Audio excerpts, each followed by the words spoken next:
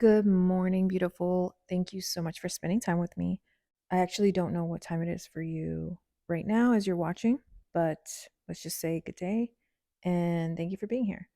I do want to share a quick video. It's not your typical full process nail tutorial. I am just going to be going in and removing my old design, rebalancing my nail shape and structure, and then I'm going to do some nail art. The reason why I'm doing this video and just wanted to share it with you is just to show you what I would do if I knew that I didn't need a fill and it was too soon, and that I had long nails or a long set and I cut them down too much to where they looked bulky. So I thought that this would be a good video to share because I don't think I've seen anything like that or, typically shared on YouTube, but it's helpful to either if you can do your own nails and fix, say you got your nails done and you got a really long set and then you have something coming up like an interview, for instance, and you're like, oh, I need to cut my nails down and make them look more work appropriate.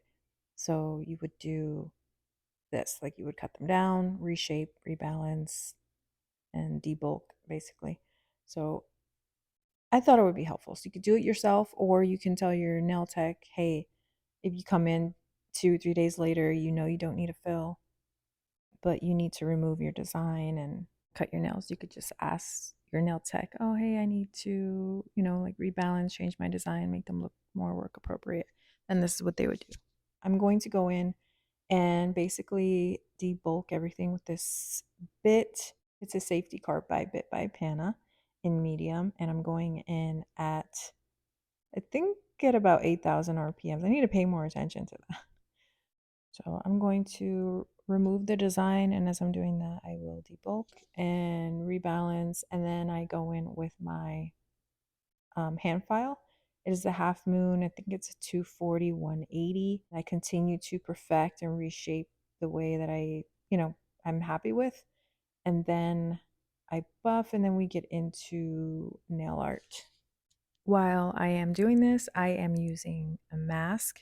Very important. And try to use a nail dust collector. I'm telling you, it collects so much of the dust that would otherwise be on your desk, on your clothes, in the air, in your hair, on your skin.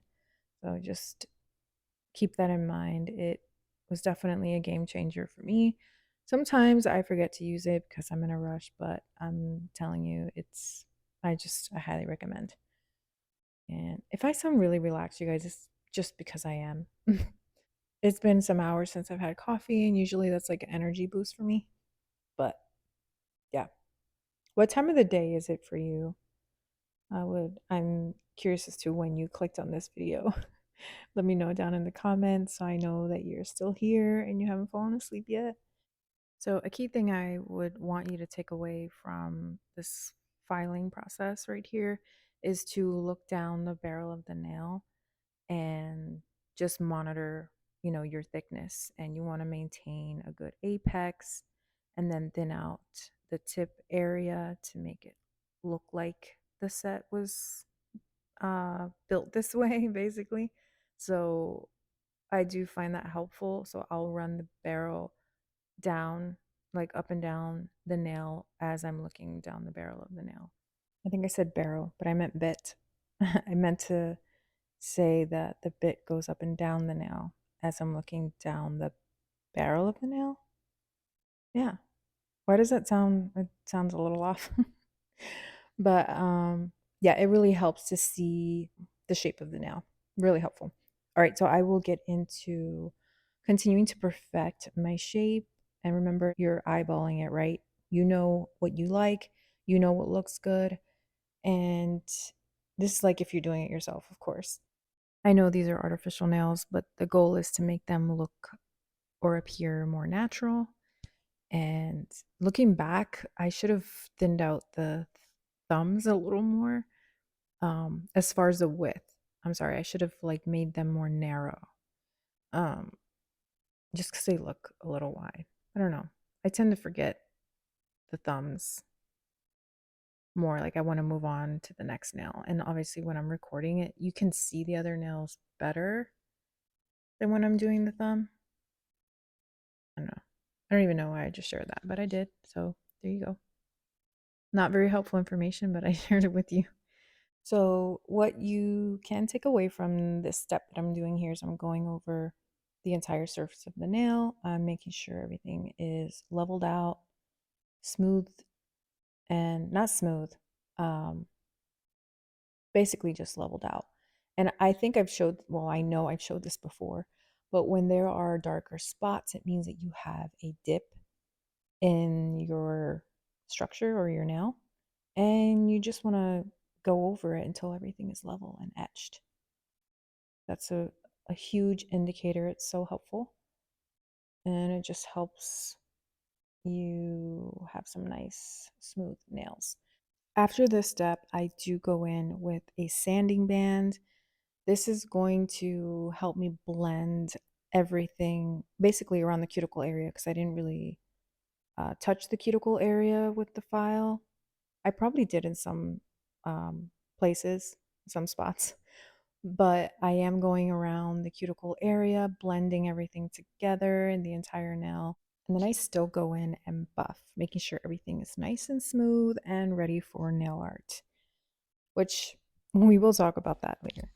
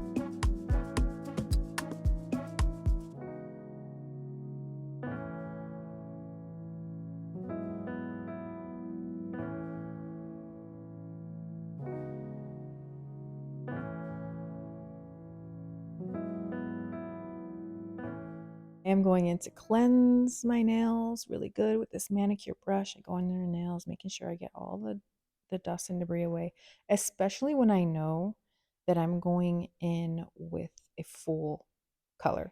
You guys, fun fact, I don't like to see any dust or anything in the polish. I know you don't either. So it's hard. It happens, but I'm also, since I didn't do a fill, I'm also going in with primer by Mia Secret, which you know I've been loving lately, or you see that I've been using it. And I also ordered the Mia Secret clear acrylic. You guys, I love it. I love it so much. I just forget how much I love using Mia Secret. That's what I started with. It's what I learned with, and their clear was amazing, and even their colors. I used to, like I said, I used to use everything Mia Secret. But I am going to start with, did I show the color? I think I did show the color. I looked up because Mina was over there eating and I was wondering if you guys can hear her in the through the microphone, but it's okay.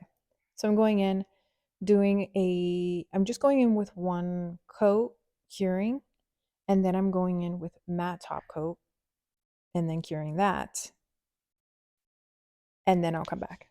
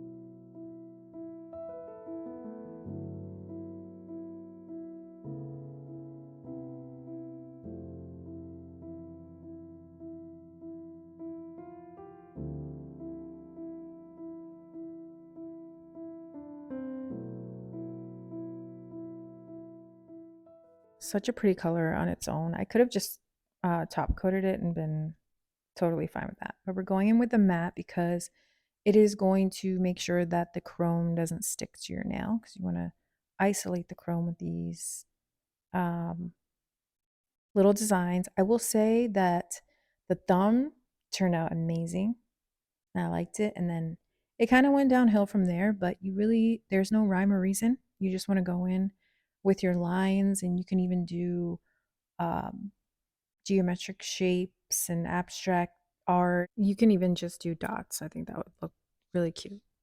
Whatever your heart desires. Okay. You could do flowers, you can do leaves, you can do anything. And here I was just literally just going with wherever my brush flowed to make it easy on myself. And then I went in with the chrome powder. I used gold. I was thinking I should have used silver because my jewelry, why is that hard to say? My jewelry is silver. Um, can you hear my stomach? I'm getting hungry. And I think that would have looked cute too. But this kind of reminded me of like drapery, or I don't know. You tell me what it reminds you of, because it reminds me of like a tablecloth or a curtain, um, that maybe like a rich grandma would have in her her living room or something like that.